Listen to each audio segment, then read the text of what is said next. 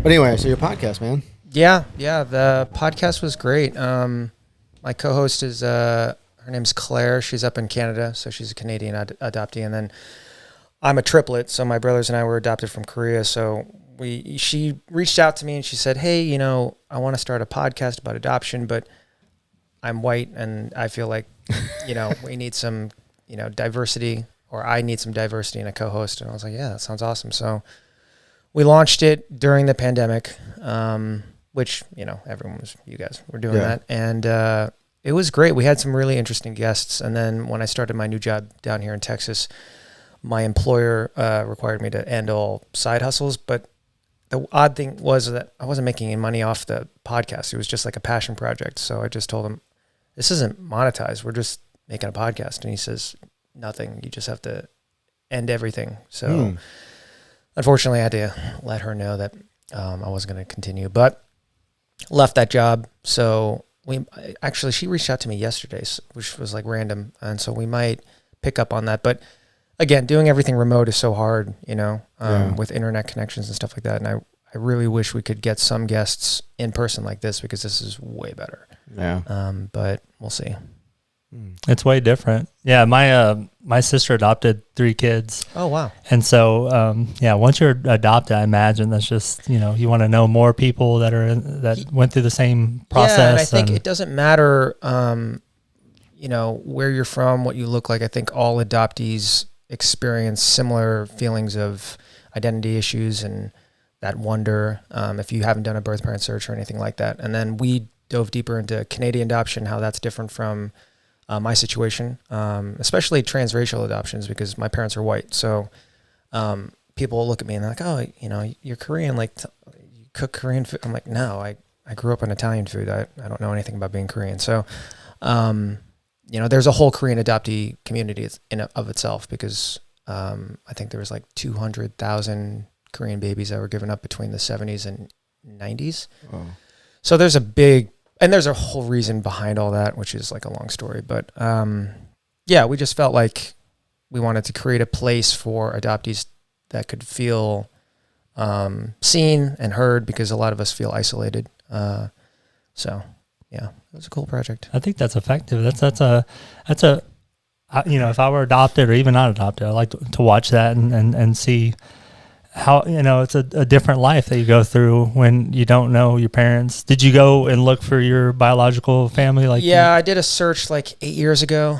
And the thing with Korean adoption, the culture is so different. So a lot of information that Korean adoptees are given is typically fabricated, just because you have to understand that it's a culture where women live in shame for giving up babies. And there are lots of different circumstances.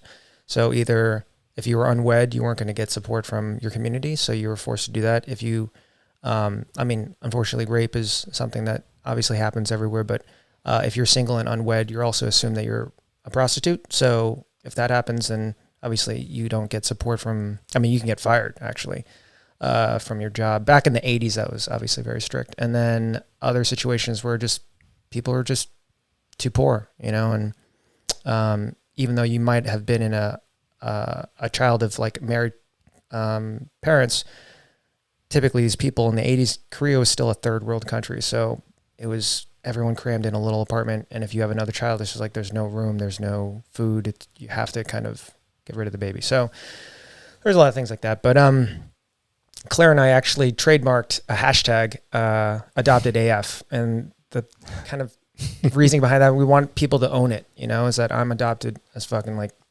just be proud about that rather than hide it or not talk about it. You know, I think that's often what happens with adoptees is they just don't want to talk about it because you don't know anything about your past. That can be a trigger. And then it's like, who do I talk to about that? You know? So, yeah. Were you born in Korea? Yeah. My brothers and I were born in Seoul, and then we were adopted. I think it was we were a little over a year old, I think, by the time they got us to the States, because from my birth parent search, I found that we were actually separated. So Justin and I were with one foster mother, and then Jeremy was with another. And if you meet all three of us, Jeremy is very different. And I always think, I don't think that's a coincidence. You know, like, Yeah. And then when I found that out, I told my brother Justin, and he says, "You think that's why Jeremy's so different?" I'm like, "Maybe, man. I don't know." Is Jeremy the one with long hair? Yeah. Okay. Yeah, he's non-binary, and which we support, and obviously that's awesome.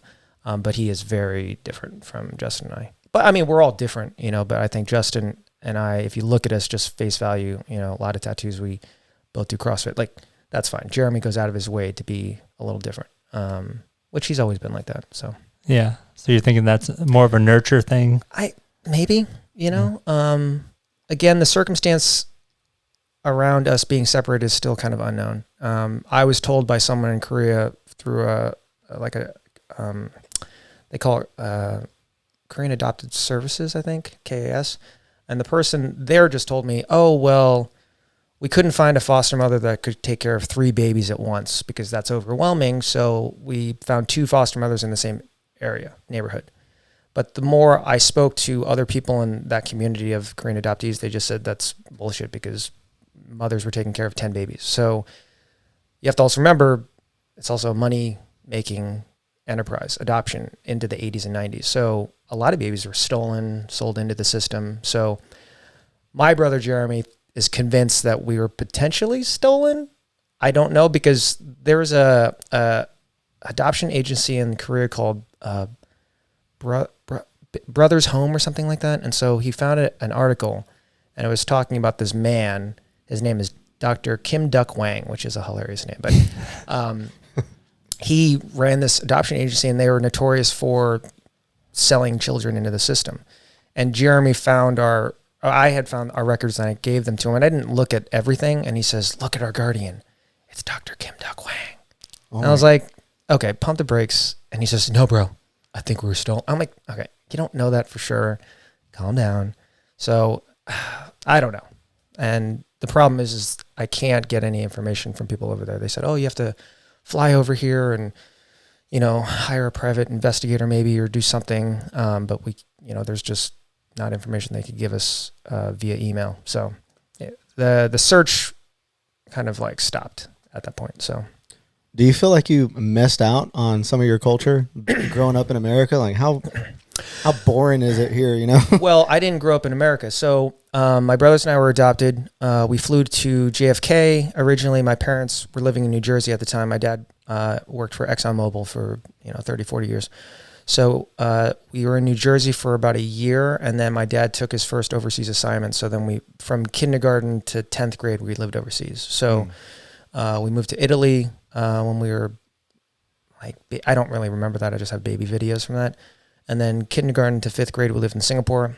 6th grade to middle of 7th, we lived in London. And then middle of 7th to 10th grade, we were in Norway. So I didn't grow up in the States. As much as my whole family's from here, we'd come to the States for the summers. But yeah, moving from Norway to Texas, I mean, it was always a culture shock moving to a new country, you know? But Texas, dude, like way different, like bigger culture shock than moving from country to country, new cultures, customs, languages. Texas was like intense. Like in a bad way? Or what? Yeah. Yeah? Oh, yeah. I need some examples. I never experienced racism until I moved here.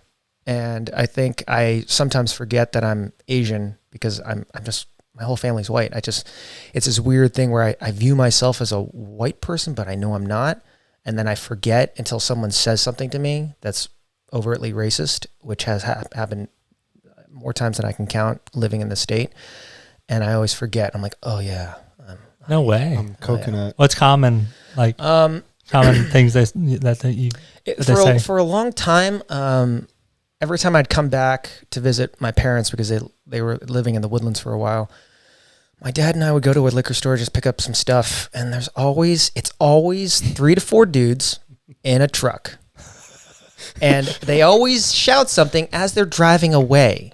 And it's always like, "Go back to where you came from, chink."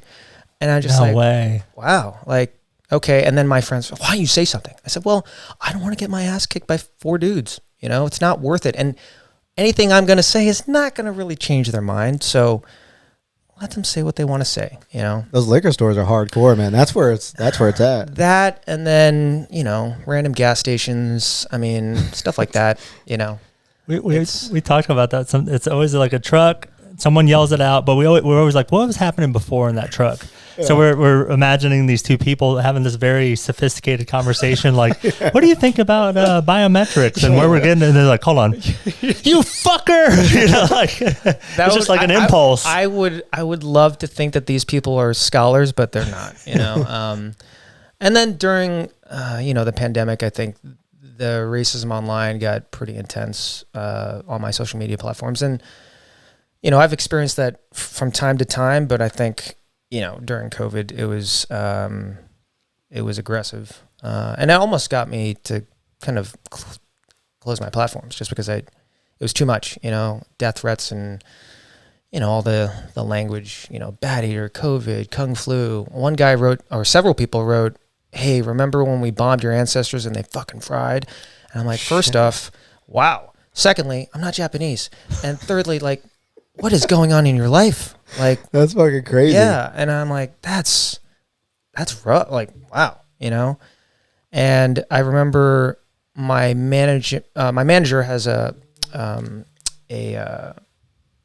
company that does like full service for social media accounts and people like that. So I just reached out to him. I said, I can't do this. Like, this is ruining. I already suffer from mental health issues. So like, this is not helping. And, these people are clearly, you know, breaking community guideline rules. You know, like, this is hate speech. Like, I reported 600 accounts and they didn't do anything to them.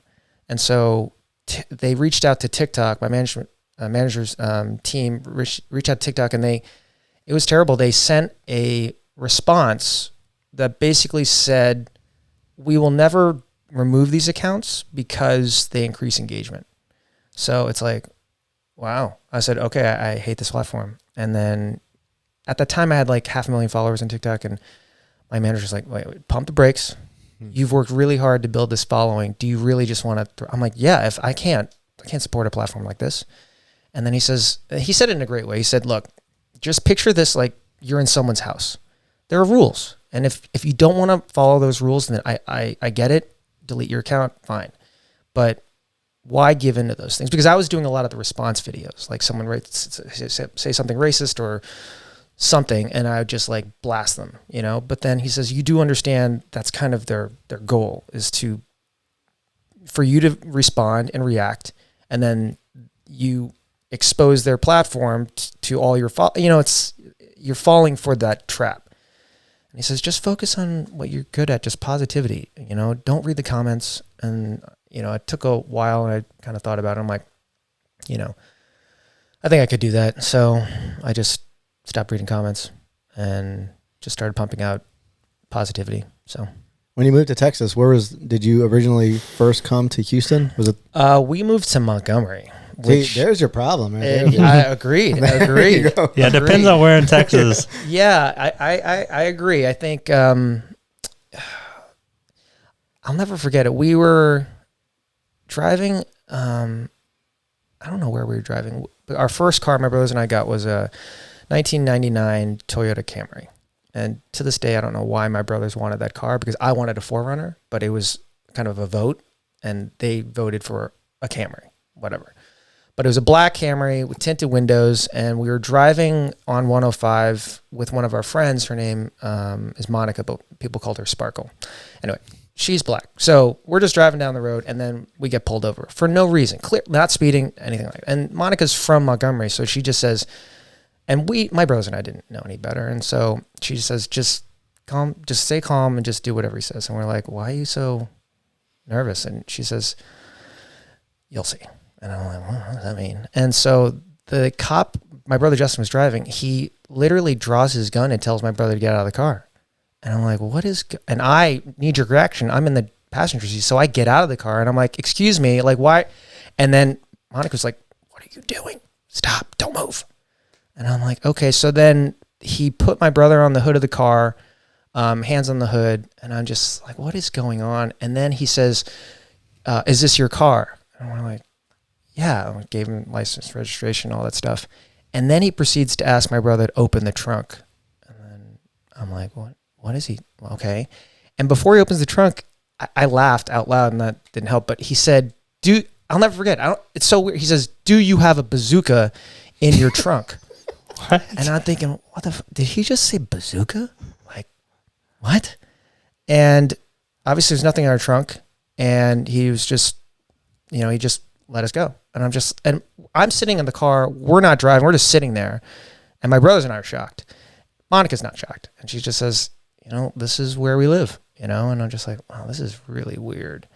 But set aside that, I think also, the Southern Baptists, it can get intense. Like, I dated a girl in high school, and she was Southern Baptist, and I had 4 lung surgeries prior to going to college. And so religion, all that, I was just in a really weird head. I'm like, there's no one listening. I don't know why this happened. It's a long story. So she would always ask me to go to church with her. And I said, no way. I was raised Catholic. Like, not that I identify with that, denomination anymore, but I was just like, no, I'm good. And finally one day I just decided to go. And then I get in this church, and I quickly realize I'm the only person of color.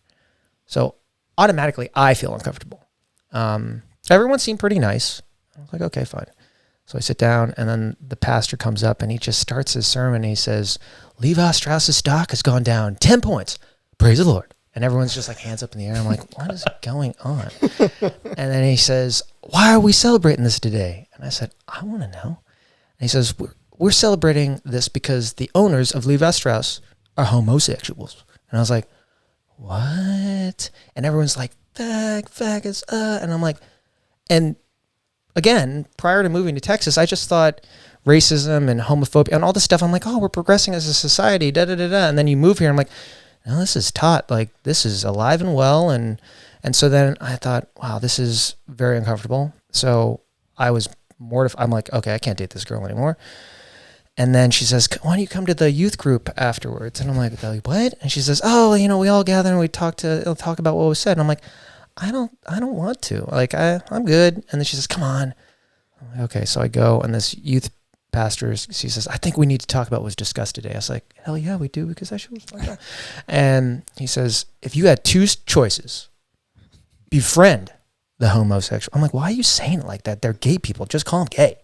He says, or beat that homosexual up. Which would you choose? And I'm like, what?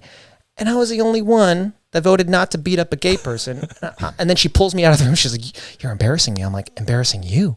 You're embarrassing, period. Like, done, out. Like, and I went home, and I told my parents, and they just said, and my mom says, where did you move us? To my dad.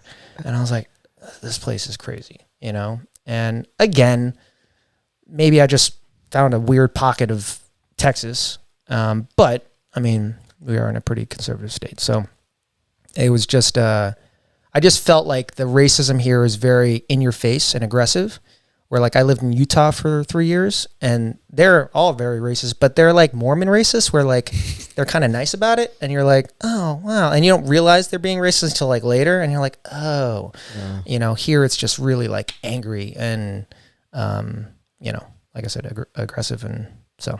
I wonder. Oh, go ahead. Do you feel the same way about being in Houston though, as in Montgomery? No, I think it's a fact, and that the more you move to a metropolitan city, you're going to get a different demographic of people. Not saying that it's not there, but obviously with education comes a little more open-mindedness in general, not always. But yeah, my dad, we moved around the world with different Exxon families, and one of them, the Joneses. I mean, Jeff Jones has been a family friend of ours for over a decade, and he's from Baton Rouge and LSU, diehard LSU guy. And he even says, look, he still keeps in touch with all his college buddies, and none of them left.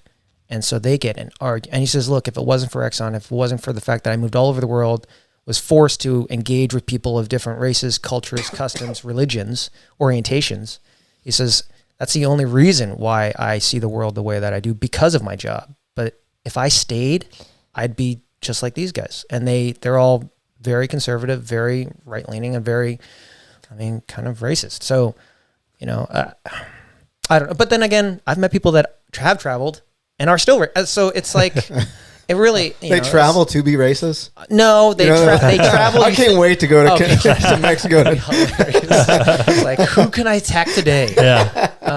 I've attacked everybody here. Let me move somewhere. Yeah. I wonder if we go to other countries that they're just as racist as America.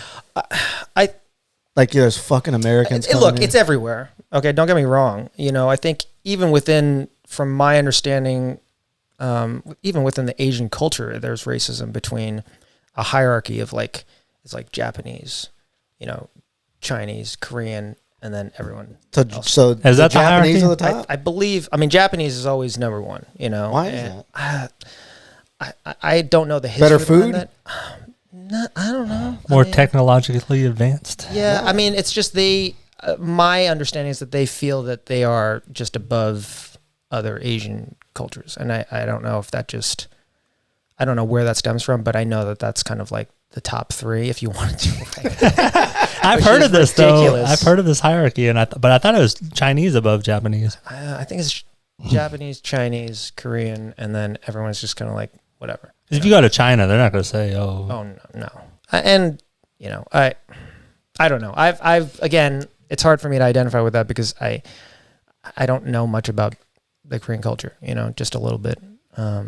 So. Do you think? Shit, I lost my train of thought. That was about the Chinese, Japanese.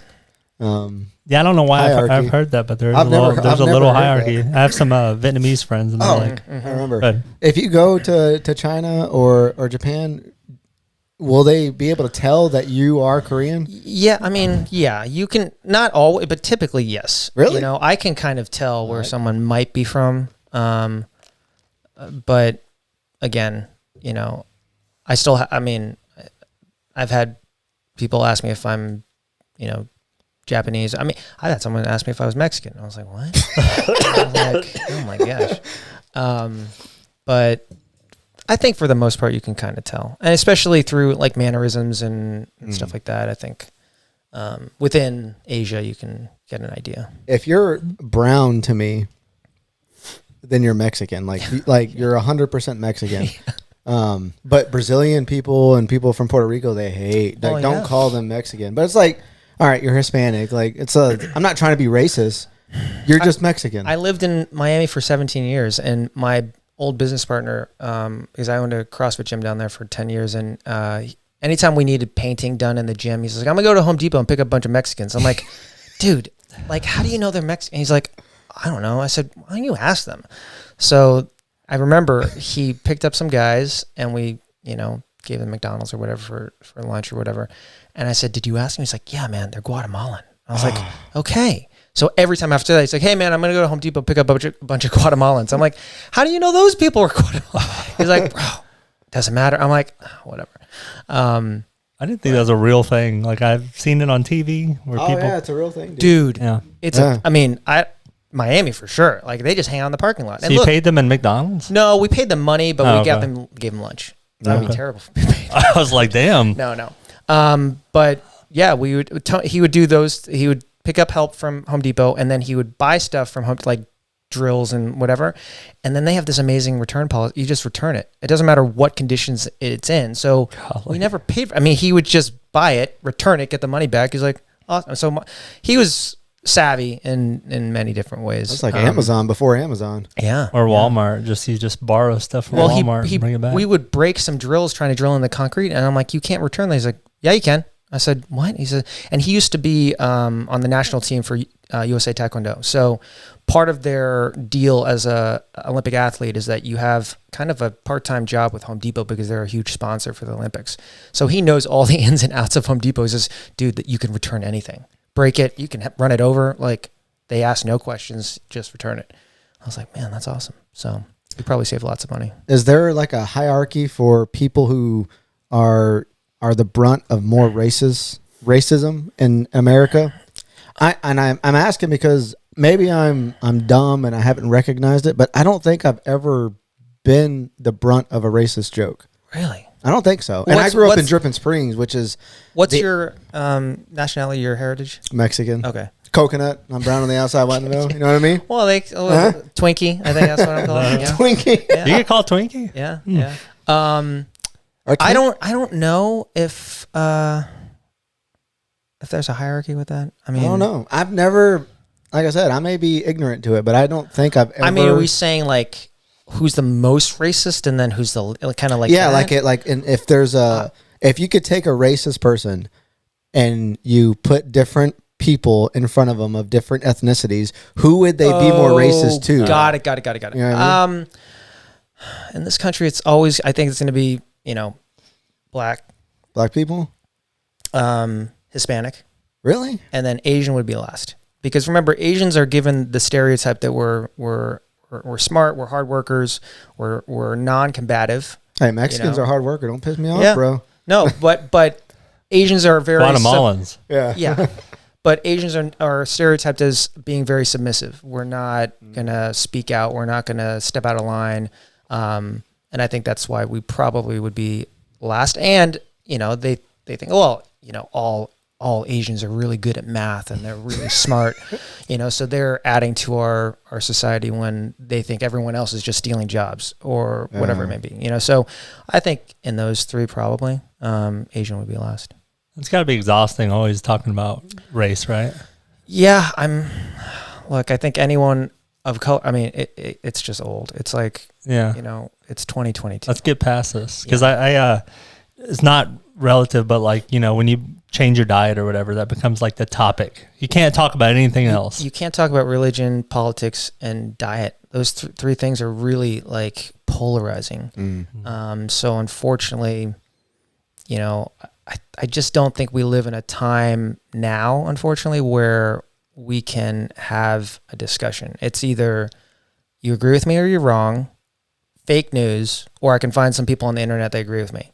So you can't have intellectual discourse. We can't agree to disagree anymore because Google, it's like, oh, well, I'm going to look it up, and people don't realize also the way these algorithms are set up, they're feeding you things that they know you search for and you agree with. So of course you can get an overarching sense that, oh, look at all these people that agree with me. I'm like, are you stupid? Like, that's not the point. The point is to have conversations with people that don't see the world the way you do. That's the only way forward. You can't just talk amongst people that agree with you. Like, that makes no sense to me, but we can't, it's just hard now that, my mom, I don't know how she has 13,000 followers on Twitter. Damn. I don't know how. And it's a political Twitter account because my mom is as much as she says she's not a liberal, it's very left-leaning. And the handle is absurd. Left-wing mom? No, it's called Twit and Sue. And I'm like, you don't twit, you tweet. That's wrong. Like your whole handle makes no sense. And she's like, oh, so what? And so I'm like, but the thing is that she has this uncanny ability to bring up politics up in any conversation, any situation, any setting. And I just, it baffled. I'm like, Mom, stop. Like, don't bring it. It's not worth it, And then she says, well, I think if I can change one person's mind, I'm like, that's where you're wrong. Like, it just creates especially with her friends and the group that she kind of hangs out with. They don't see the world the way she does, and they always have something to say about a post she made on Facebook or Twitter or whatever. And I'm just like, can we talk about anything else? Was your mom into politics before Donald Trump? No. Yeah, see? A lot of people jumped on that. Yeah. After that. My dad does the same. My dad will bring up how much Donald Trump lies if we're watching football. Like, yeah, they'll be playing a game and he's like, oh, well, he lied to the coach. And my dad would be like, yeah, so did fucking Donald Trump. like, Donald Trump's a liar. Yeah, and I don't know, that whole thing. I think people also forget that he ran Democrat. Yeah. And they just conveniently forget that. I'm like, look. And for me, it's not even worth talking about it. It's like, okay, look, you're not going to convince those people. they're doubling down, you know, and that's fine, whatever, you know. At the end of the day, you have your own choice. You choose who you want. That's cool. But, you know, it's just, he's the one that's created this world where we can't have conversations anymore, because if your views don't align with my views, then I stop the conversation. I mean, friendships, like, they all end, you know, because of stuff like this. And I don't remember a time when that ever was the case. You know, like, you could be a Republican, you could be Democrat, like, you might not see eye to eye, but not to a point where it would just sever relationships, you know? But that's kind of the polarized world we live in now. And I think, unfortunately, social media has a lot to do with that. So I don't know. So with social media, you're pretty big on social media now. What got you into it? How'd this progress into what it is? I remember it was Thanksgiving, maybe like 6 or 7 years ago. One of my brother's friends followed me on Instagram, and I had like, I don't know, 100 followers. I wasn't, for me, Instagram originally was my way of recording my workouts. It was just like my journal. I didn't care who watched. I just wrote down what I did so I can look back on it. And he pulled me aside and he says, "Hey, you know, I follow you on Instagram." At that time, I'm like, "That's weird. Why are you following me?" And he said, "Hey, I really like your content." I'm like, at the time, I'm like, "What is that even content? Like, what?" I said, "My videos?" And he says, "Yeah." I said, "Okay." He says, "Can I give you some constructive criticism?" I'm like, "About my workouts?" I'm like, "Sure." And he says, "You know, the stuff you do is super motivating, but there's a huge disconnect between what you do and what maybe I could do, and it's very discouraging." And I said, "That's not my problem. Like, if it's just, I'm sorry, but I'm not posting for you." It must be Kenny. And then he says, "You do realize that you can make money off Instagram?" I said, "No, you can't." He says, "Yeah, you can." I said, "What do you do?" He says, "Well, you got to change your content." I'm like, "Content?" He's like, "Your videos." And I was like, "Oh, okay." And then he just walked me through it briefly. You know, he says, "Look, don't use filters, high quality videos, better lighting, all this stuff, write captions and stuff like that." So I'm like, okay. So I started doing it, and, you know, it helped dramatically. And then I think what happened was, when I left my gym in Miami, because we opened that gym in 2008, and then I left Miami in 2018. And so then I moved out to Salt Lake City with my now ex-wife. And I started really, I mean, I paid a photographer. We did a lot of professional videos and stuff like that. And so that got some small brands reaching out to me and saying, "Hey, you know, we'd like to do a barter system." And at the time, I'm like, what barter products for what? And they're like, "For a post. You post about it, we'll give you free stuff." And I was like, "Awesome." I was like, "Cool. Free clothes, free food, whatever it is." I was like, "Yeah, let's do this." And then so what happened, those turned into paid partnerships. And then as their pages grew, my page grew, because they were obviously using my content to repost on their stuff. And then I realized, oh my gosh. So then within like a year of being in Salt Lake City, I had, you know, 4 or 5 different sponsors, and I mean, lucrative. I'm like, oh my God, like, this is so easy, you know? And then unfortunately, when I started my new job, or that I recently left, they made me cease and desist all those contracts, which was...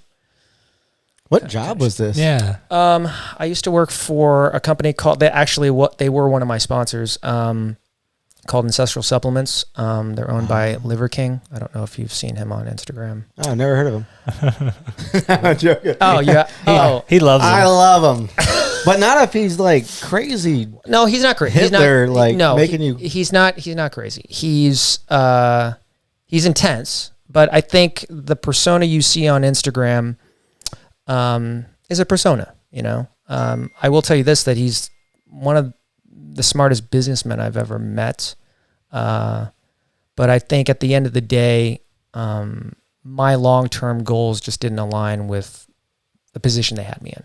So as much as is, you know, great experience to work there for a year, I just felt like, you know, this is not speaking to my truths. And I feel like also, you know, going from, because I'm originally an architect, so going from corporate America to small business owner when I opened my CrossFit gym in Miami for 10 years to then being kind of this entrepreneur in Salt Lake where I was, managing CrossFit gyms. I was working for a startup, paid partnerships, all these things where, lucrative money. And I was like, oh man, I can just make my own schedule. This is great for the most part. To then going to work for someone was challenging, because, for over 10 years, I never had a boss. And I just was like, I don't know, like this doesn't feel good, but again, we left on good terms and that's fine. But, he's intense.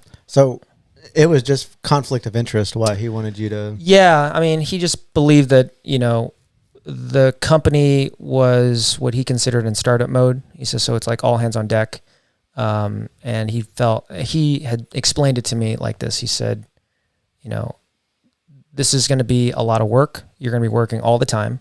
And the only free time that you have two options, personal development or spend time with your family. And at the time I'm like, wow, okay, they're really pushing this work-life balance. That's cool. Even though it was way more work than I had imagined. What kind of work? Like, what were you doing?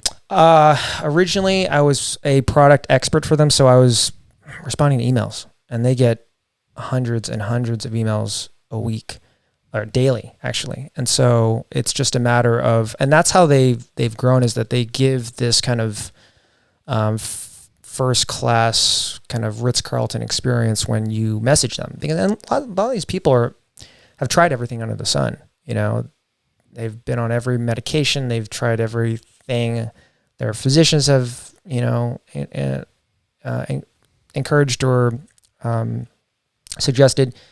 And it's like they just don't know what else to do. So they share a lot of intimate details. So you create a rapport with these people, and you sympathize with them, because many of the people that work there have gone through very similar health issues and found ancestral living and nose to tail nutrition as a way out of being reliant on medication. And one of my older brothers is a chief resident and professor at Yale, super smart guy, primary care physician, but he's the first to tell you, I am not trained to talk to my patients about changing their lifestyle. And I'm like, but you're a doctor and you're a primary care doctor. And he says, look, medical schools in this country are funded by big pharma. So my curriculum is good at giving a prescription, giving a pill for an ill. But to change lifestyle, we aren't trained like that. He says, I maybe got a semester in nutrition at like Columbia and Yale, and these are like the top medical schools in the country. And I just said, that's terrible. And he says, it's just the system we're in.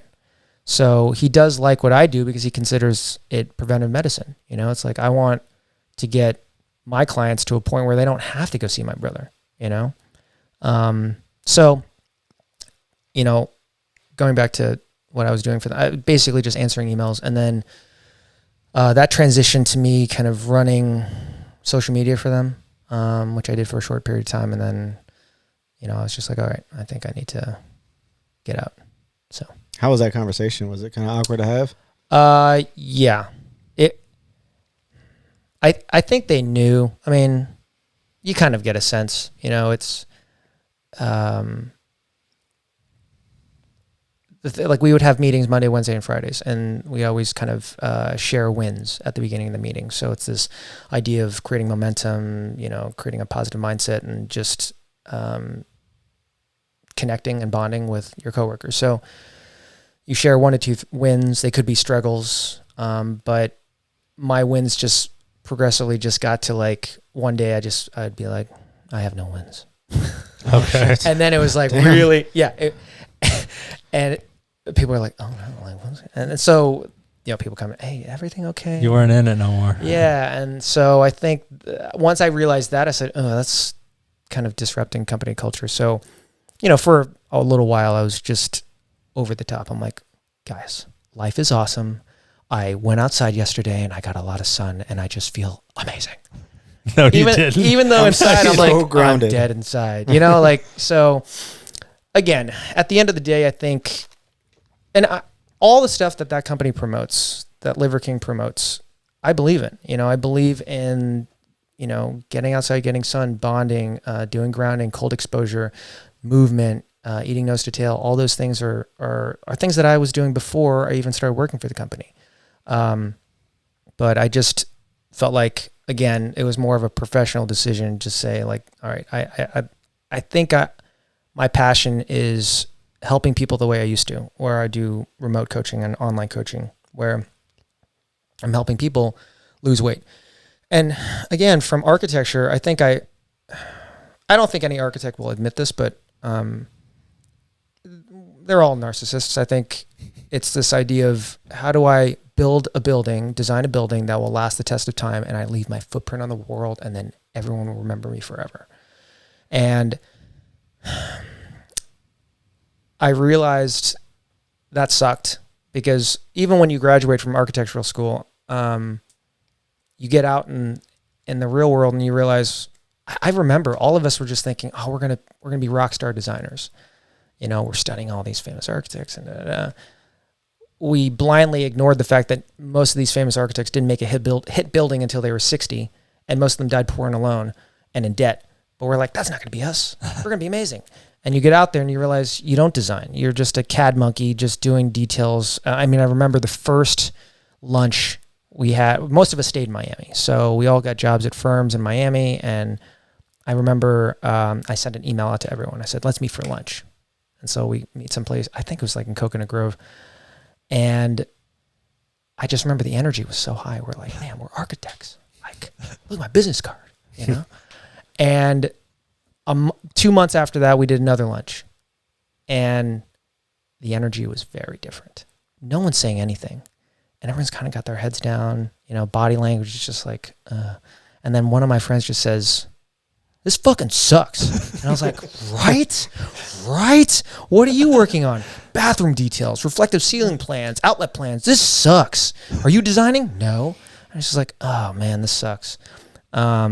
So I think, you know, leaving that and then opening the gym and working with people on a one-on-one situation, I just felt like I was making a difference on a smaller scale with an individual. And if I could get someone to lose weight, just fit in clothes that they haven't fit in a while, or, you know, do something physical, like get their first pull-up or run a faster mile, or just, I had a guy that literally couldn't pick up a penny or a quarter off the ground because he lacked the mobility, and he'd always have to get down on one knee. And one day he comes in, he says, the greatest thing just happened. I said, what? He's like, I picked up a quarter off the ground. And at the time it didn't register. I'm like, good for you, Dave. Like, that's awesome. He's like, no, before I couldn't do it. And I was like, oh, that's awesome. You know, so seeing people's self-confidence, self-esteem, those things improve, for me, far outweighed anything I did in architecture. And granted, I was only in architecture for like a year and a half, you know, because 2008 hit, building stopped, the economy blew up.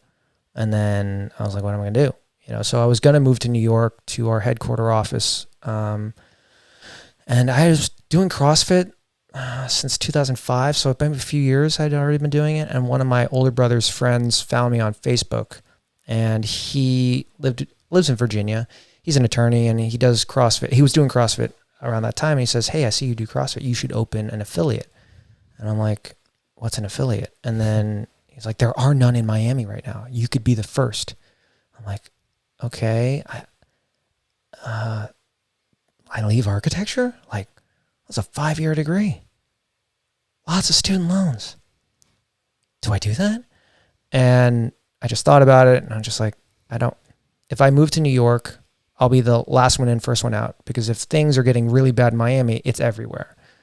So I'm like, and plus I didn't want to live in New York. One of my brothers lives there, and I'm like, it's great to visit. It's just too much, too busy, too expensive. I'm like, no, I don't want that. So I would get my friends together. We'd do like family dinners on like once a month maybe. And I just remember trying to practice the conversation I was going to have with my parents to say, hey guys, I'm leaving architecture. And I wrote down all the pros and stuff like that. And I just remember when I had the conversation with my parents, my mom, it's just a lot of yelling. I don't remember what was said. I do remember her just saying, you know nothing about owning a business, you know nothing about running a gym, and you're going to throw away your career. And I was like, yeah. And so we opened in 2008. Unfortunately, got our paperwork in a couple months before the official first affiliate. So that really bothered me. I'm like, damn it, we're not first, we're second. And that's pretty much as good as last. I think they've closed. So we are officially the oldest affiliate in Miami currently. But I remember we opened up in the back of this bodybuilding gym. It was like this small dungeon of a space, low ceilings. I mean, it was wooden floors. So anytime we dropped bumper plates, we'd have holes in the ground. It was just a nightmare. But the owner of the gym was so nice. And he just said, you can start your business. And he always said business because he's like, CrossFit, what's that?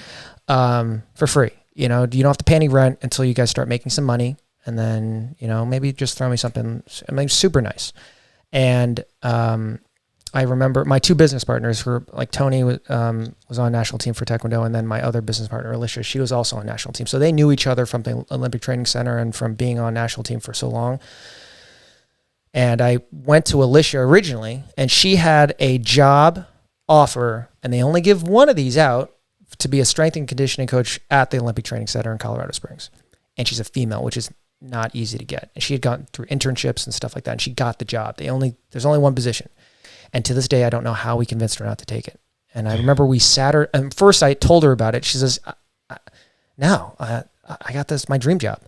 And she says, talk to one of my old teammates, Tony. And to be honest, at the time I didn't like him. Like I was like, man, that guy's a dick. He's just like the worst. And she says, just meet him and see what he says, because I know he's always wanted to open a gym. So I met with him, and I said, hey, I called him actually. I said, hey, Tony, I was thinking about opening a CrossFit gym. He's like, let's do it. Like, not even a conversation. I'm like, do you even know a CrossFit? He's like, I don't care. Let's do it. And then I showed him the website. He's like, yeah, dude, this makes sense. Let's do this. And he's very much a go-getter. He's like, let's just do it, and then we'll figure it out. And then he says, we need Alicia. And I was like, okay, she's got her dream job. He says, so let's just get her for lunch. And he says, I can convince her. And I'm like, okay. So we met her at a Panera Bread and just said, hey, we could be our own boss. Like, this is awesome. And then she said, and then he was being very convincing. And so then she's like, okay, let me see how much money I have in savings. And then we just opened up. And I remember once we got enough clients, we rented the space next door to this bodybuilding gym. So it was a big warehouse. So now we went from like a, 20 by 20 room to like a huge 2,000 square foot facility.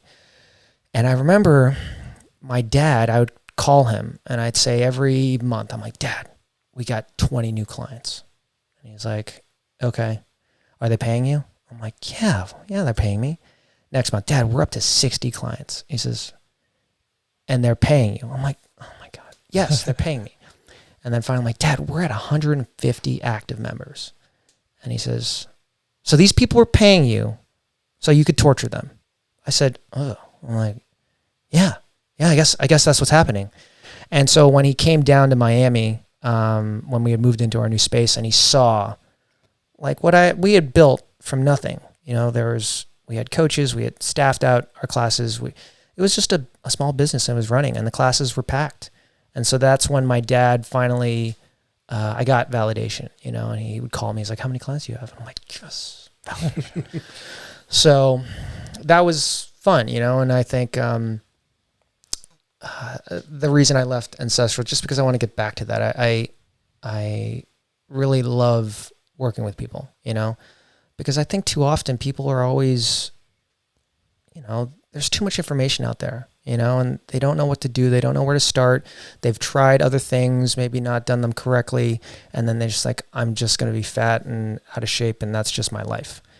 And I'm like, no, there's a way through that. Everyone's different. There's no one size fits all diet. There's no one size fits all program, but there are jumping off points. We can start here and then adjust course if need be. But it's about what I do my best is I want to provide a service that I wish I had when I started. Because, after my first lung surgery, when I got into college, I was 118 pounds.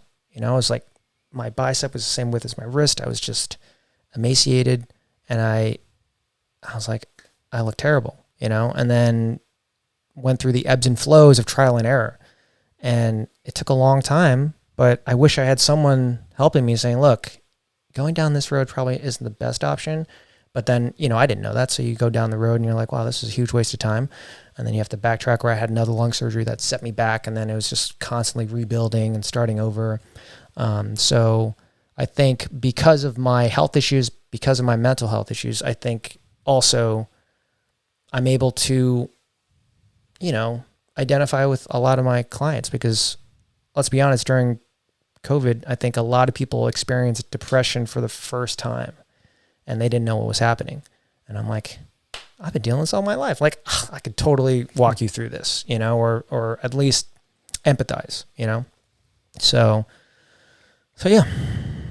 Do you find it, the market's pretty saturated with a lot of fitness coaches. Mm-hmm. So is there a lot of competition? Yeah. I mean, we all have seen the cringy stuff on social media, and I do my best not to look at that stuff. All anyone can do that's in this space is focus on you, focus on your service, focus on what you're offering. And, you know, it's kind of like the advice I got when we opened our gym. And the affiliate director at the time, this woman named Lisa Lugo, she said to me, find a soccer mom. I'm like, what? And she said, treat them like they're the center of your universe. Build it and they will come. I'm like, okay, why soccer moms? And then in Miami, you know, if you know Miami, our demographic where we were located was a lot of middle to upper class families, attorneys, doctors, stuff like that. And so all these mothers, it was always this kind of keeping up with the Joneses. Like, so in the carpool lane, that was our marketing. So if I could get a mom that has 3 kids to look amazing in Lululemon pants, done. And that's what happened. We focused on one woman, and people saw her at school and they just come in. I had one woman say, so-and-so, or she says, does so-and-so go to this gym? I'm like, yeah. And she says, well, you know, I saw her in the carpool lane. I'm really pissed. I'm like, why? She's like, because she has more kids than me and she looks better. She's a fat ass. And I was like, oh. She says, don't tell her I was here. I'm like, well, I'm like, if you work out here, she's gonna see you. But I'm like, okay, don't worry, secret stay with me. She says, can you do that for me? I said, yeah, absolutely. We've done it with her. We can do it with you. And that's how it kind of grew. So with my online coaching platform, it's more of the concept of just make that person a priority, you know, and you can still do that working with multiple people. You know, I think it's just a matter of creating systems that allow them to, you know, have access to you, reaching out when they need to, because it's about accountability. We all understand that if we can all do something for a few days, but if left to our own devices, we're always going to choose the path of least resistance. So it's going to be easy to talk ourselves in and out of anything. So it's my job to just keep them on a path, you know, because even myself, I get unmotivated. I get, you know, just kind of, I can derail myself. I mean, we're all human. But I think it's also being transparent about that, because I think a lot of people look at me and they say, oh man, you've always looked that way, or you've always had abs or whatever. And I'm like, no, motherfucker. Like, I was 118 pounds, you know, I basically look like a bobblehead, you know, I have a giant head and I was just like this skinny body. I was like, it was terrible.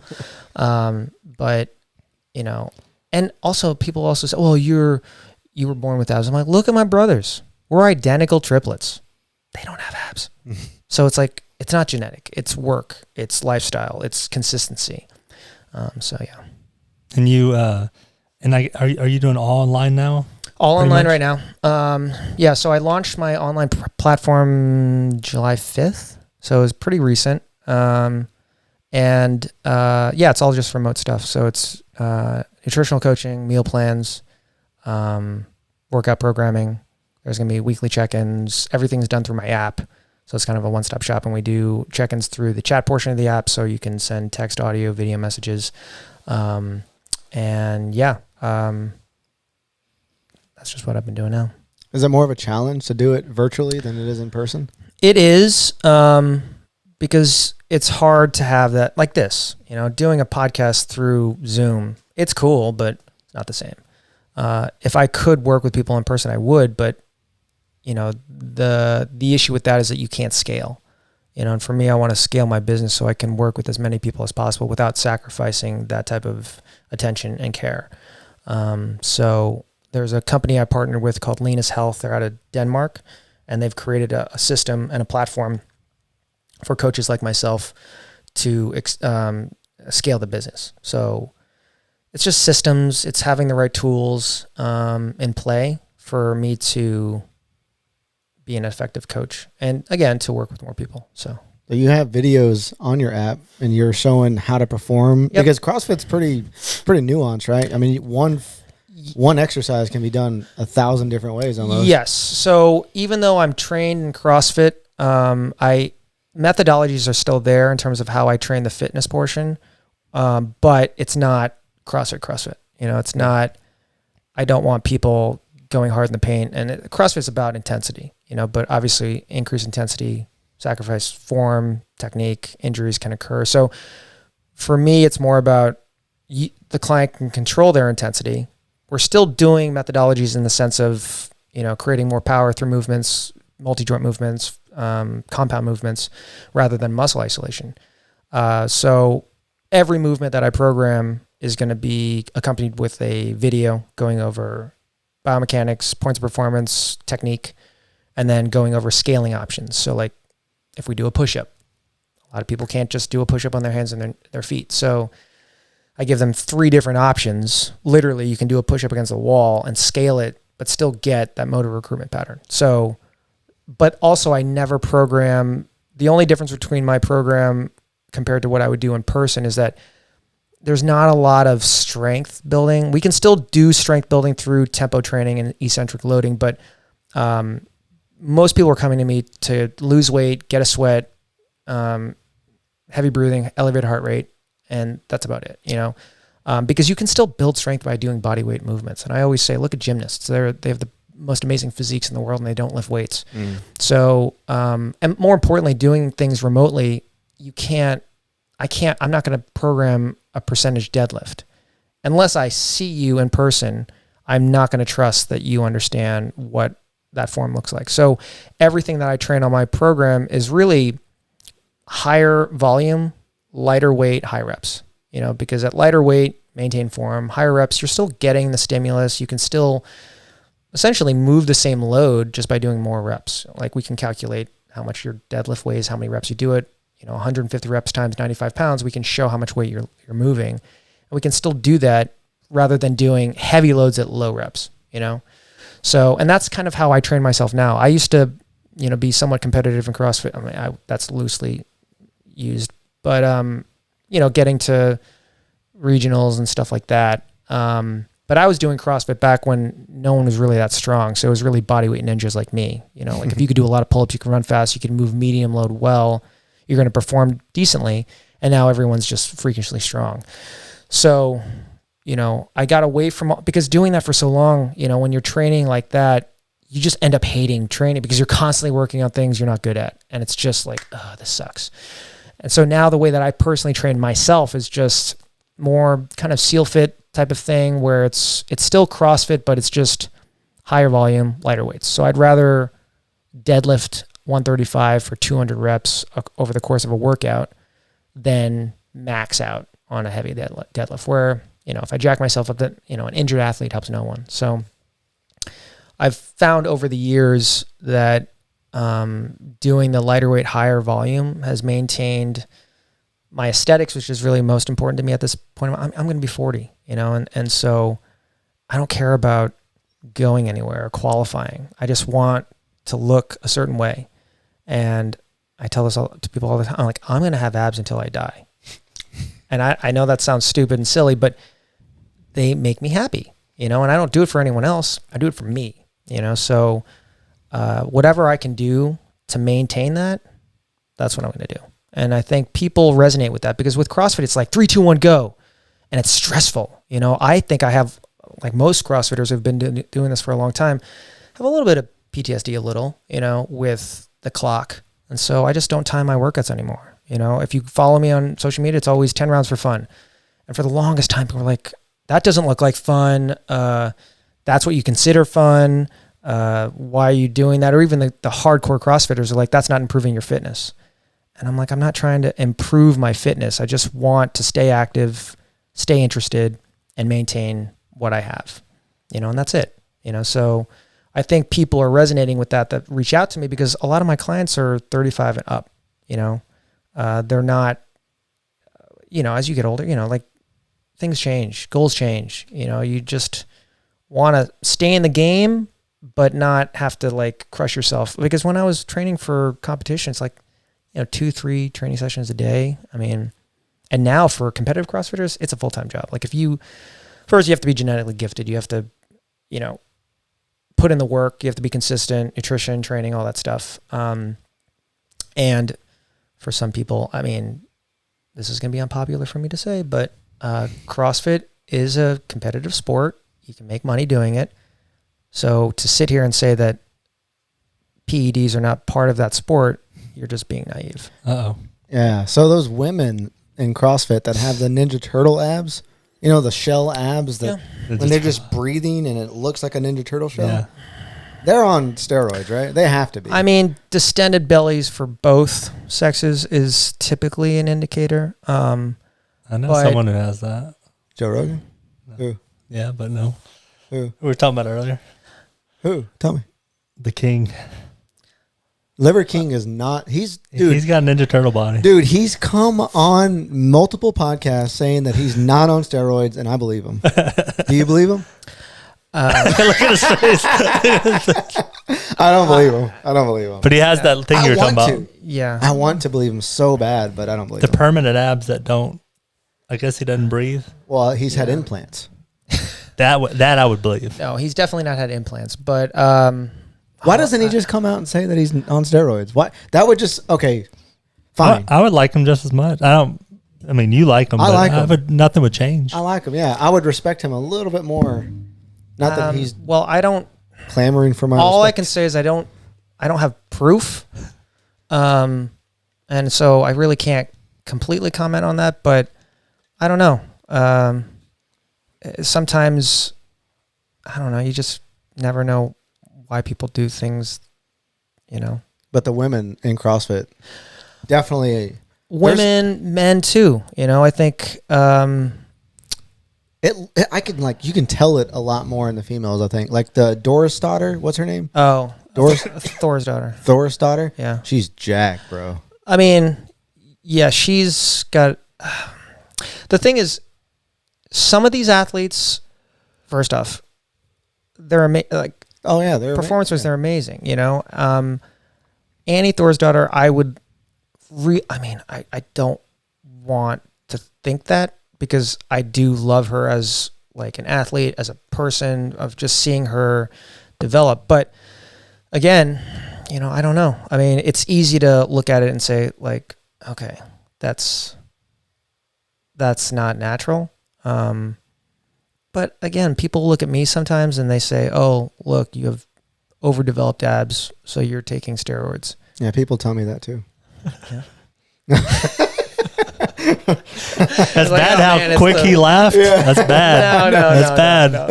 I haven't seen you shirtless. I don't know. Yo, I'll show you later. Okay. Just go look at his Instagram. I'll show you Every later. other picture. I almost looked as jacked as Mike. Thor's daughter. Thor's daughter. Like Thor's daughter. Like so. Yeah, the Thor. way that Icelandic culture works is that it's really interesting. You can actually trace every citizen back to the original settlers of Iceland. So.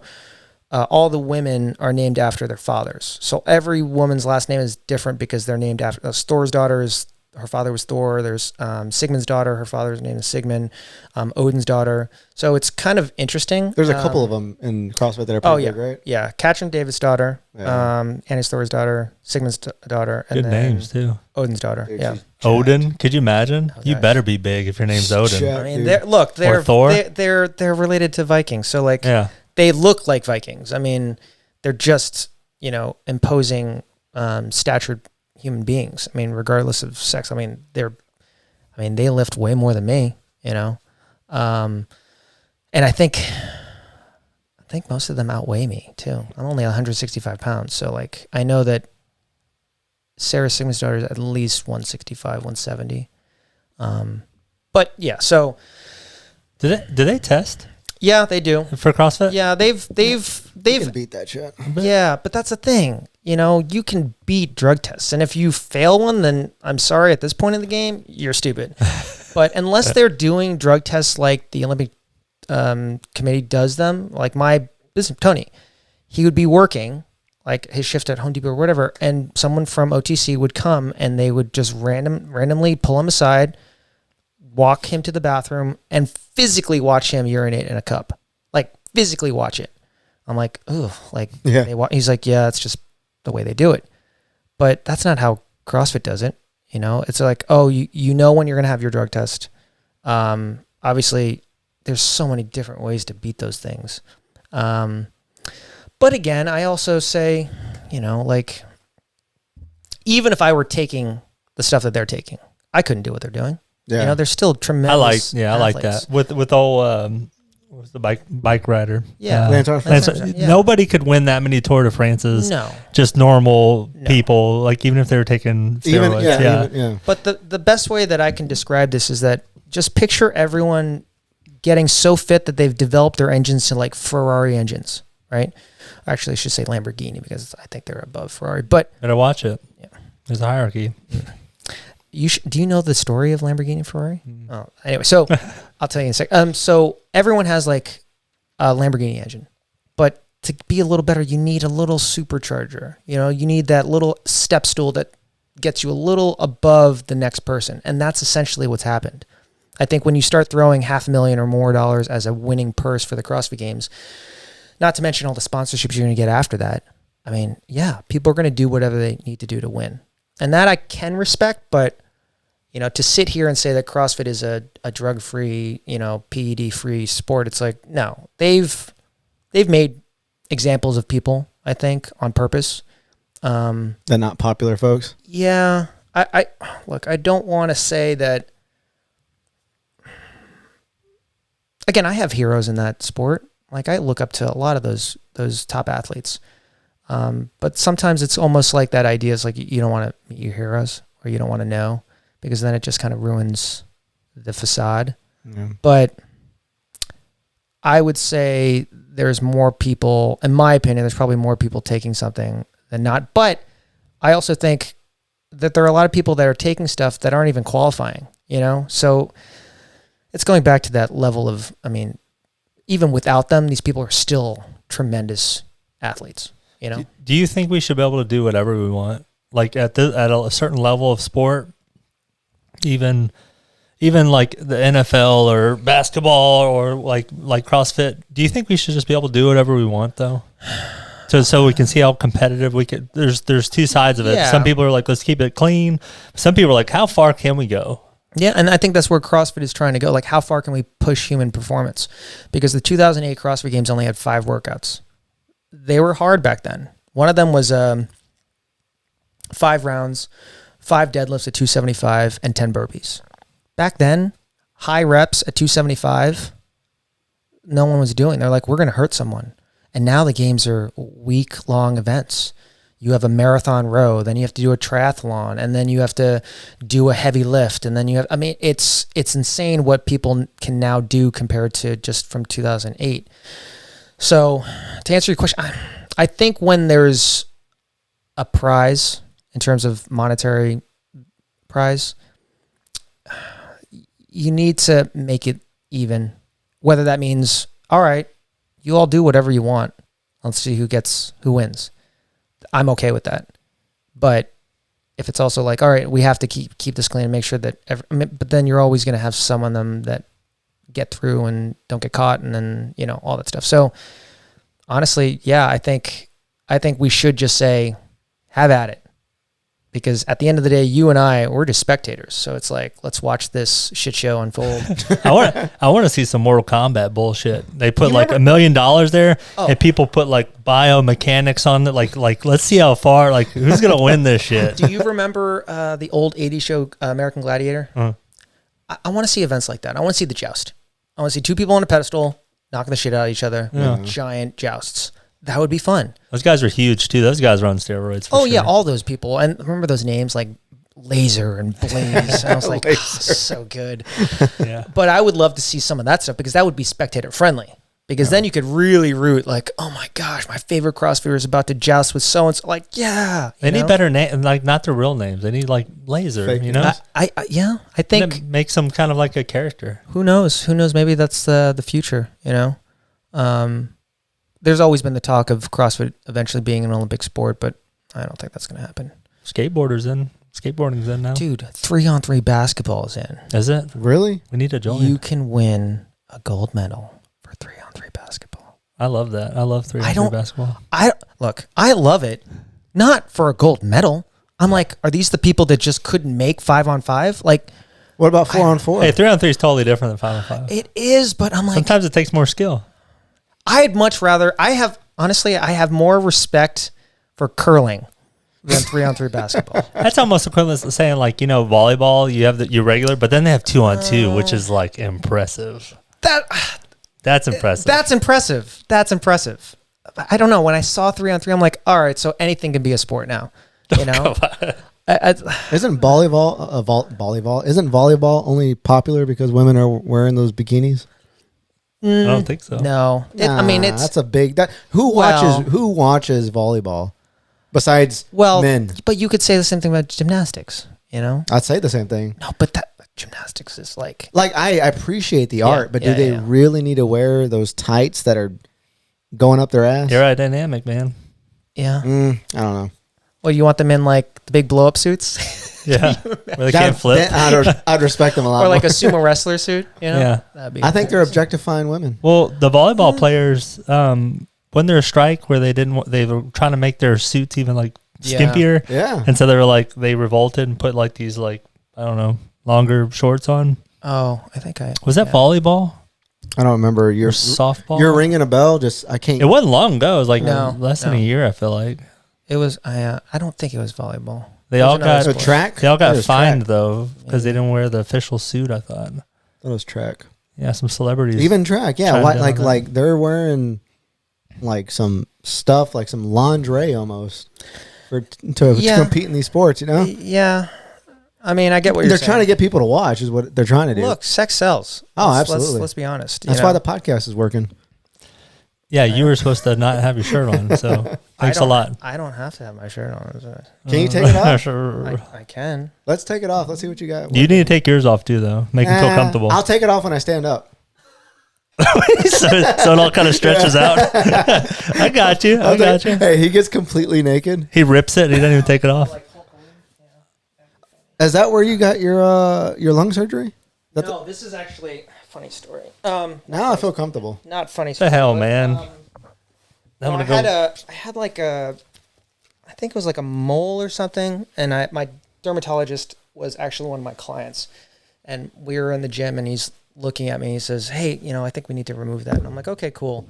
So we removed it, and then, oh, there we go. Yeah. So we removed it, and then I had like a stitch, and then it turned into a keloid scar, which I've had surgeries for all my lung surgeries, and they've never keloid over. So at first I'm like, Javi, what the fuck is this? And he says, come in, we'll remove it.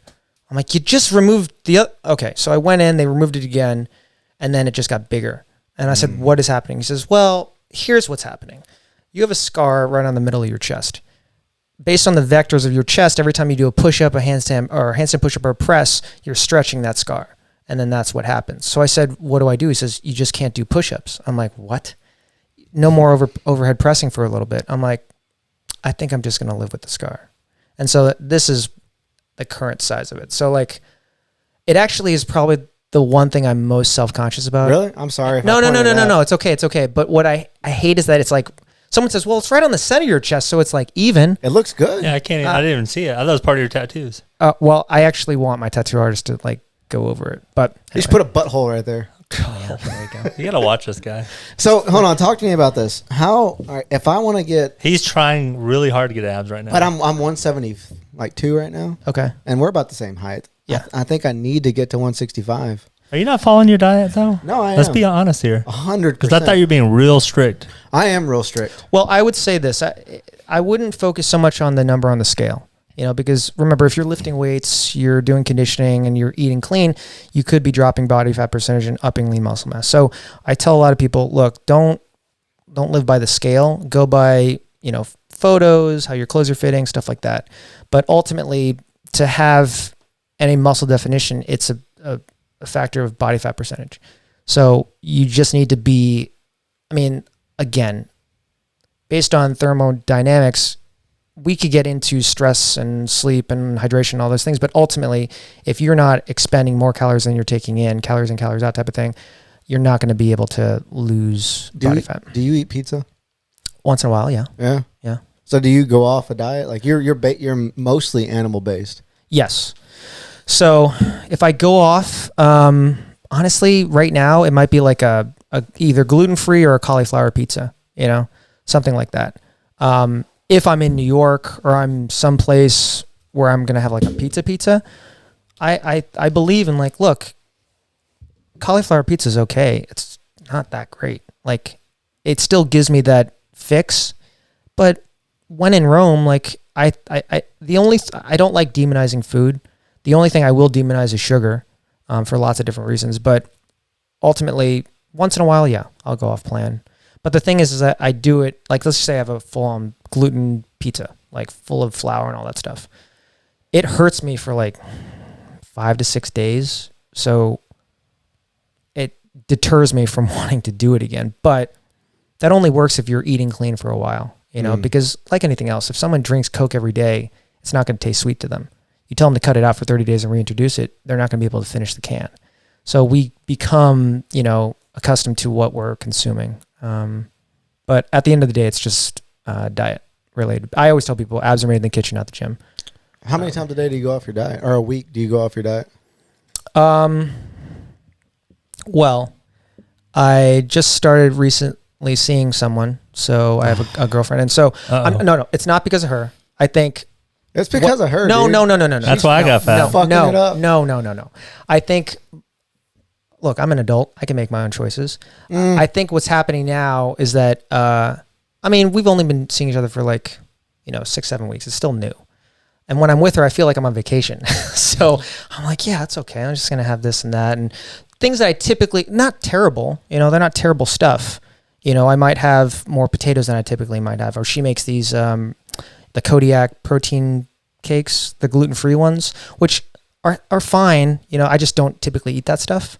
So that's to me is going off plan, where typically I'm just doing a more of a carnivore keto type of plan where I'm not doing keto in the sense of tracking macros. I'm just doing animal protein or high quality protein, low carb, and then tons of healthy fat.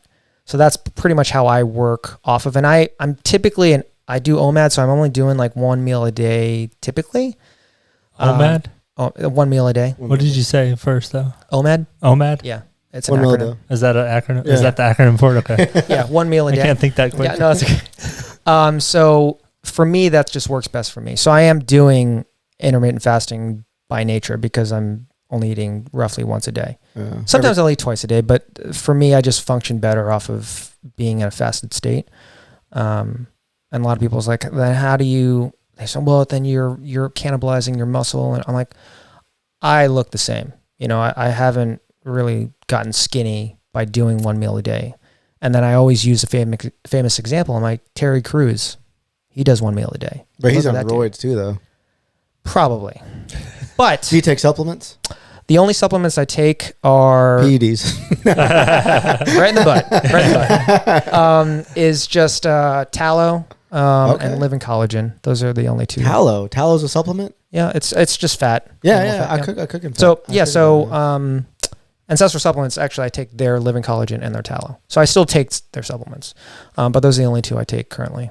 I didn't know tallow was considered a supplement. I thought it was just a type of fat. It is a fat. It's just in a capsule form. So It's just again, because I only eat once a day, I don't cook a lot. For me, living alone, I've always found that cooking for one is just depressing. So I just don't do it often. So that's why just a capsule of tallow for me is just a way to get healthy fat without having to like break out a pan and like cook and stuff like that. So we talked a lot about like genetics earlier, and I think that's just my problem. Like no matter how hard, I can run a long distance and I can lift a lot of weight. I'm pretty strong, but what was that? I coughed a little bit. The guy that doesn't work out at all. But I'm not made for ab. My chest, I'll fuck up. My chest is pretty good, but you could get abs one day. I got a solid 2 right now. Okay. Well, walk me through what you eat in a day. I want to hear this. Be honest. Too. Okay. A normal day. Normal day? Not like this is my best day. Okay. Normal day is probably 2 meals a day. Okay. And it's the lunch will be eggs and steak. And then the dinner will be probably eggs and steak. Sometimes I have some potatoes. Okay. So potatoes, every now and then I eat some raw liver. But I don't really. Oh, so you're on the liver train. Yeah, well, my family has a ranch, and so we butcher our own cows. Oh, that's awesome. Yeah. Okay. Well, we don't actually butcher our own cows. We get them butchered, but yeah. So I'll eat the bone marrow and all that good stuff. Mm-hmm.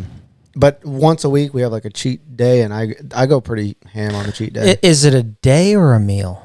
A meal. Okay. Yeah. So like tonight's pizza night, and I haven't had pizza in like 3 months, and I've just been craving it all week. So we're gonna go ham on some pizza. So you're basically just doing protein. Yeah, protein, and I eat fruit too. Okay. I probably go a little heavy on the honey. Okay, that could be. I eat a lot of honey. I mean, again, sugar, carbohydrates. I mean, those are rich in that. As much as I love honey, I know for me, I just can't consume a ton of it. Just because I don't function well off of high carbohydrate diets, and some people do. And I think. So you're telling me you wake up, like walk me through like wake up, like time, like walk me through when you're eating the steak and eggs and fruit and honey. I eat about 11 o'clock. Okay. And then again about 5 or 6. And then I don't eat anything. Okay. There for a while I was battling like eating in the middle of the night. Well, I literally would wake up, but I haven't done it in a while. Sleep eating. Yeah. I don't have any like, what happens at midnight and 4 a.m. between those hours? I don't know. Oh, like sleep eating. Yeah. Yeah, like I'll literally wake up and then I'll wake up. Have you ever filmed, like put a camera in your My kitchen? wife has recorded me not eating, but talking because I talk. Yeah. But now that I've been, I don't do that as much. I do, I don't know if it really relates to it, but I've been doing some cold plunges. Okay. And now I've been sleeping. She says I don't talk as much. And Well, I haven't been yeah, waking the up. cold exposure definitely helps with circadian rhythm and stuff like that. But if you're consuming food unconsciously, like, that's probably the culprit. I've been like good for about 6 weeks now. Okay. Yeah. But there could be possibilities where you have eaten something you just have no recollection. No, there's because there's crumbs everywhere. Got it. Yeah, there's I'll know. Or there's a Coke there's a Coke in the kitchen that's like half drank. You should make like a whole series of videos on this. Yeah. People would think it's fake because it sounds. Oh no, it's real. When my wife listens, because I'll say some raunchy stuff to her, like some pretty bad stuff In your sleep? Yeah, I'll be like, "Give me that pussy, give me that stuff," and I don't remember saying that stuff. She's like, John, and she'll antagonize me too. She'll Make hit you me. say it more. Yeah, she'll like, "Wake up, John." I'm like, "No, just give me that ass. Give me that ass." And it's whenever she shows it to me or lets me listen to it because it's pitch black, you can't see anything. Yeah. I think it's fake. I'm like, that doesn't sound real, but I really want to know why that's happening. I don't know. I would love. I don't know, but so let's deep dive. But so we try not to watch TV in the room anymore. I turn off my phone is basically obsolete like at 7 o'clock, and like I said, since I've been doing this for about 6 weeks, it's gotten better. So I think I just need a little bit more time, maybe. I think more time. I mean, sometimes for some people, if your calories are too low, sometimes that can affect weight loss or stuff like that. How in terms of exercise, you're just lifting? For the most part. I do, no, because I lift about 4 days a week, and then I've recently started running again. Okay. So I'll run 15, 20 miles a week. Okay. Lift about 4 to 5 hours a week. Okay. That's not bad. Yeah, I mean, this might be unpopular to some people, but like for me personally, I feel leaner and better when I do a ton of cardio. But like if you see my workouts, it's always mixing a movement or two with like an active rest of like a 400 meter run, 500 meter row, skier, bike. And that's how I get my cardio in. So I'm not separating the two. I mean, I ran marathons. I love running. I just love it. But I don't have, well, now I have more time, but before I didn't have a lot of time to just go run a 10-mile run or whatever. Yeah. But in terms of weight loss and stuff like that, obviously you're going to get more bang for your buck by lifting weights. But I would say, I mean, from what you're saying, everything sounds pretty good. Yeah. It's gotten a lot. Like I'm getting a little leaner. And the weight is dropping a little bit because I was about 176, 177, and now it's like 172. So what's how much honey and fruit do you eat? An ungodly amount of honey, dude. Well, he doesn't taste the fruit, I don't think. No, it's a lot of honey. Like I said, I've cut it back. But okay, I promise you, if you cut out the honey or like minimized it, you would definitely lean up. Now the thing is, it's going to affect performance sometimes, because I think a lot of people that run off of carbohydrates and glucose and those types of things, you're relying on that. I'm just so used to working out in a fasted state. Yeah. I can't work out. I mean, I can. It's just very uncomfortable to work out with food in my stomach. Oh, I don't like doing that either. So for me, it's... Do you work out in the morning or in the evening? I typically like working out in the morning. Yeah, me too. But if I have to work on the afternoon, obviously I will. But yeah, I would suggest dialing back the honey. And what type of fruit do you eat? Mango and strawberries mainly. Okay. I mean, try to stick to berries. They're lower in sugar. Mangoes are obviously super high. Oh, they're so good though. I know. Oh, but do you put honey? Yeah, honey bro. on that. Yeah, bro. Like Carnivore MD, bro. You see him? Okay. He's on PEDs too, isn't he? Who? The Carnivore MD. I don't know about. That dude is yoked. He's kind of thin. Yeah, but he's got like a 10-pack, and he's got like. I think that's only because he's thin. You think so? He's got like the skinny abs. I used to tell that to guys in high school. Yeah. I was real jealous about their abs. I was real jealous. I was like, you got the skinny boy abs. That's what my brothers actually used to say. When I had my lung surgery, I lost so much weight. They're like, that's the only reason you had abs because you had lung surgery. I'm like, they got that from me. Yeah, probably. I don't know. But I don't think Paul Saladino is taking anything like that. I mean, in many respects, I think he's just as extreme as Liver King in certain things. Because remember, he was pure carnivore before, and then he changed his platform to start introducing fruit. Where before, even in his book, he does talk about fruit, but like on his platforms, he never did carbohydrates. Yeah. And then my issue with his platform is that, and it works for him, cool, but he demonizes so many things. Yeah. It's like, bullshit, that's bullshit. Veggies are bullshit. And it's like, look, okay, fine. And I know it's just for shock value. And again, he's going to get a lot of opposing views, and that increases engagement, obviously.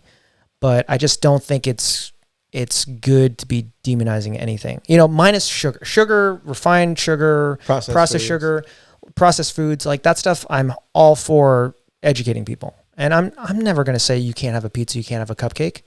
But I'm like, look, ask yourself one question: where are you in relation to where you want to be?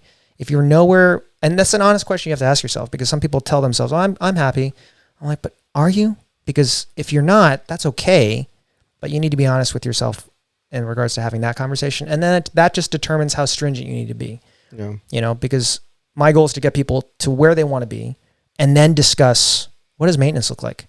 Because too often the diet industry in this country is really good at getting people to lose weight, but they give them no tools to thrive on their own because it's a business.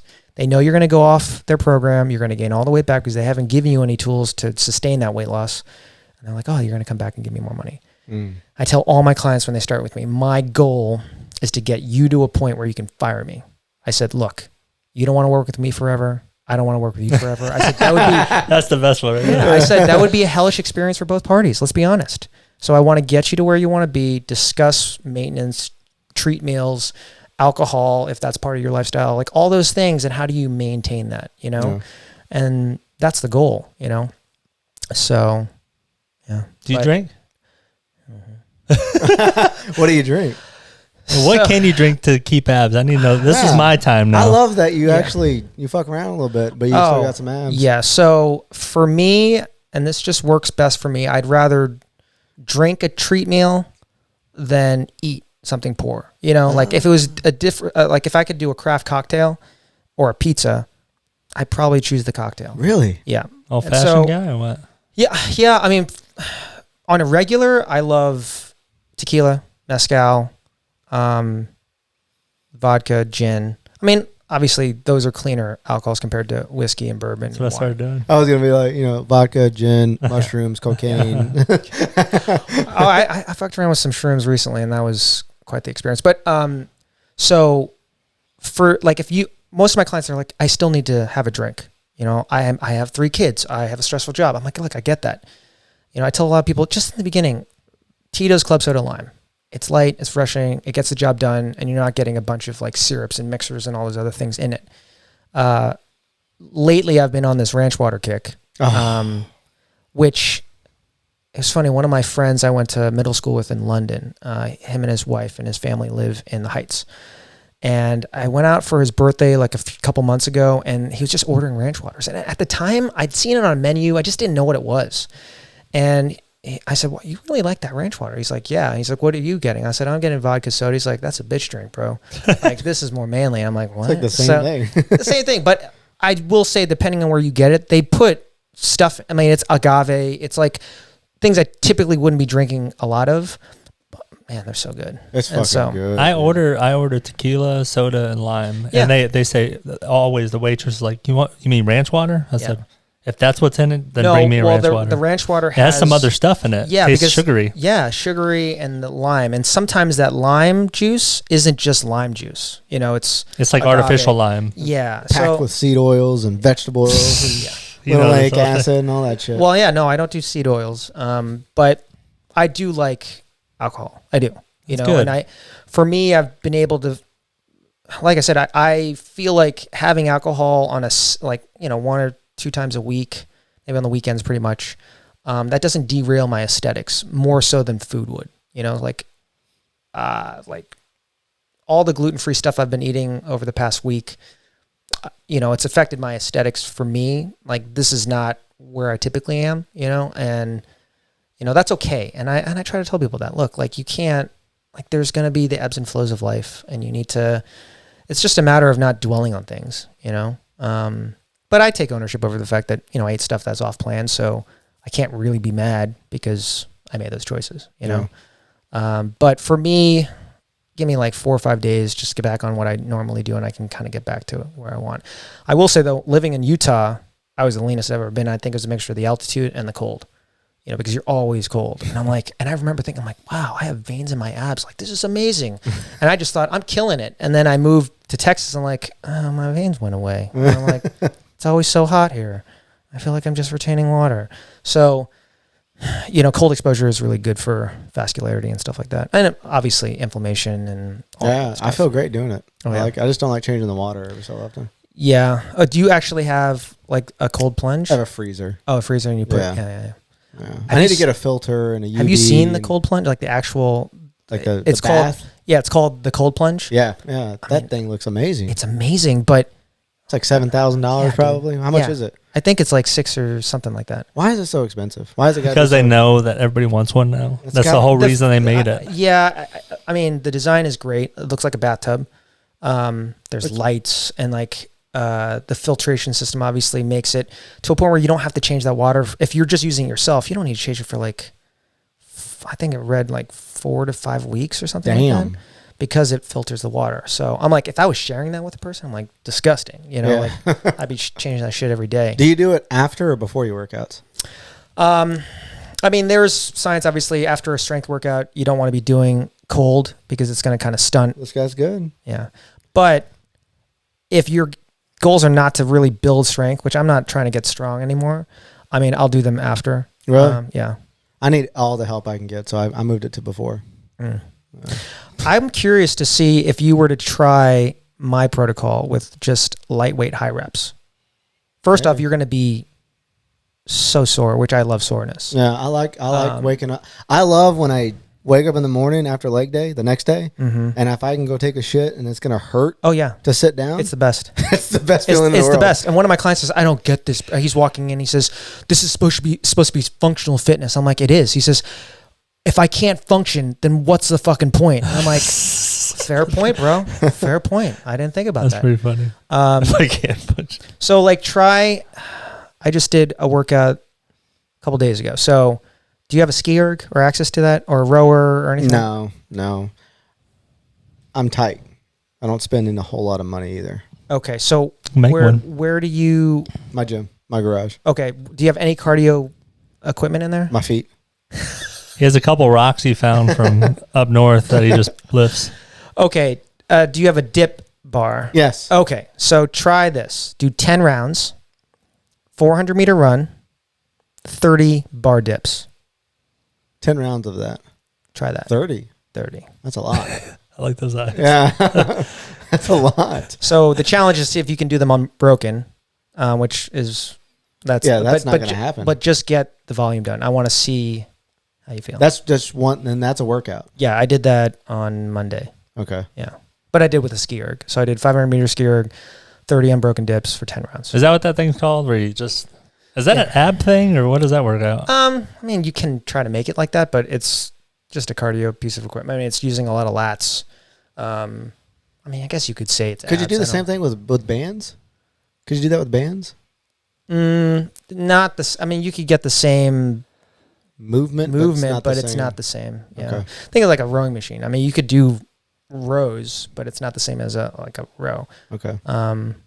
But yeah, any type of cardio piece. Like you could do, again, like a 400-meter run, 15 back squats at 135, 10 rounds. Yeah. Try that. That's good shit right there. 15 bench press, 135 with a 400-meter run. So that's how that would be a workout. That would be a complete workout. Mm-hmm. Oh, shit. Okay. You get you running together. Yeah. Consider your run as just an active rest. So it's kind of like zone 2 cardio where it's low intensity. You should be able to have conversation. And by the time you come back, it'd be 2-ish minutes if you're running it slow. And that's enough time to kind of get into another set. I don't time it though. Like if I feel a little smoked after a set, I'm going to rest as needed. And when I feel like, especially if I'm doing a workout where I want the movements to be unbroken, I'm going to take a little more rest. I do more of the traditional like weightlifting. And then like this morning I did some pull-ups, some lat pulls, some cable rows, like a back workout for like 25 minutes, and then I ran 4 miles afterwards. But you're talking about like mix it in. Consider it just your rest. You'll be more efficient with your time. And I always do the 10 rounds for the most part. Sometimes I might do 15 or 20 rounds depending on what I'm doing, but I like the 10 rounds because 400 meters, you're getting 2.5 miles of running. Yeah. And then at 15 reps, which is pretty much the minimum I'll do, unless it's like a heavier load, you're getting 150 reps or something, So you're getting volume without having to lift heavy. So you're still lifting a lot of weight based on just math and physics.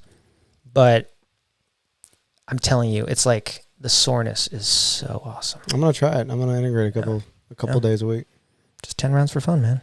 Fuck around. All right, man. How can people follow you on Insta and TikTok and all that good stuff? Yeah, my handle for both platforms is Beyond the Tats. You can check out my website, beyondthetats.com. If you go to the website, you're going to see the intake form at the top, but then you can kind of scroll down and see before and after pictures of my clients, read testimonials and stuff like that, and then it gives you a little more information of how the platform works. But that's pretty much it. All right, man. It was fun. We need to do it again, too. Yeah, this was awesome. All right, buddy. Thanks for having me. Yep, bye.